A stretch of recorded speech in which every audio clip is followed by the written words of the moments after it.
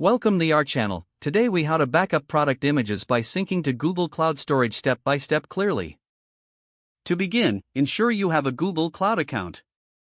Log into your Google Cloud Console. Create a new project or select an existing one. Navigate to the Cloud Storage section in the console.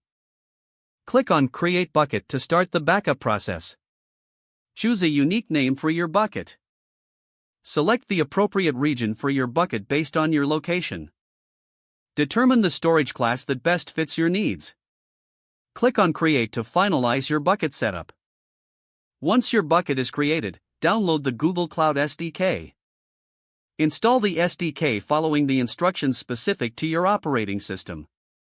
Open your command line interface after installation. Authenticate your Google Cloud account by running the command CloudAuth login. Move your product images into this directory.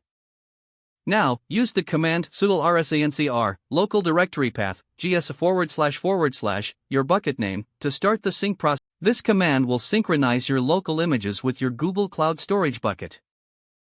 Wait for the process to complete. This may take some time depending on the number of images. After syncing, verify that all images have been uploaded by checking your bucket in the Google Cloud Console. If you need to make updates, simply add or remove files from your local directory and repeat the sync command. To automate the process, you can create a scheduled task that runs the sync command at regular intervals. Always monitor your Google Cloud Storage usage to avoid unexpected charges. Congratulations, you have successfully backed up your product images to Google Cloud Storage. If the page does not load, refresh the browser or try again in a private or incognito window.